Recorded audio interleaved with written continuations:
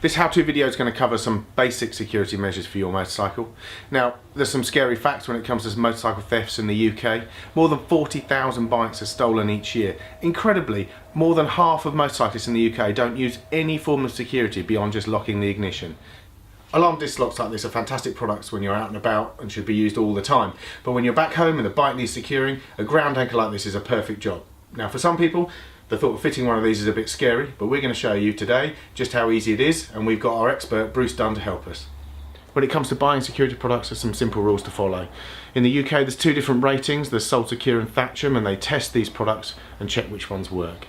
Secondly, buy the best you can possibly afford, whether it's the biggest chain for use at home or the best disc lock you can use when you're out and about.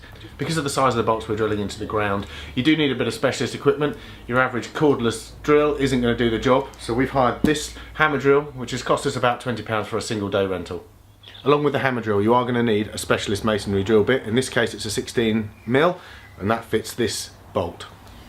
First step is to choose a location for the ground anchor. Now, what you really need is somewhere out of the way, which you can still get access to the bikes, but you're not tripping over it when it's not in use. We've chosen this location because it's out of the way, and also it can serve a dual purpose by locating Bruce's toolbox securely and any bikes.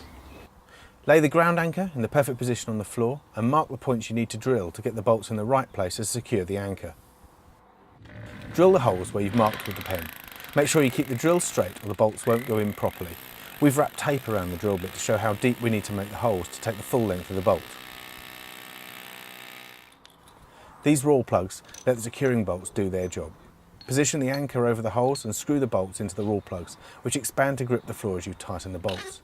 Do them up tightly so the anchor is snug to the floor. Fitting ball bearings in the bolt heads will stop a thief undoing them. Use a hammer and punch.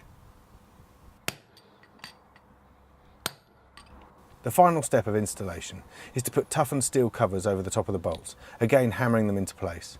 Thread your lock through the loop on the ground anchor and then secure it to your bike. We've shown it here being locked to the front wheel, but ideally it should be locked to something that can't be removed from the bike, such as a frame rail.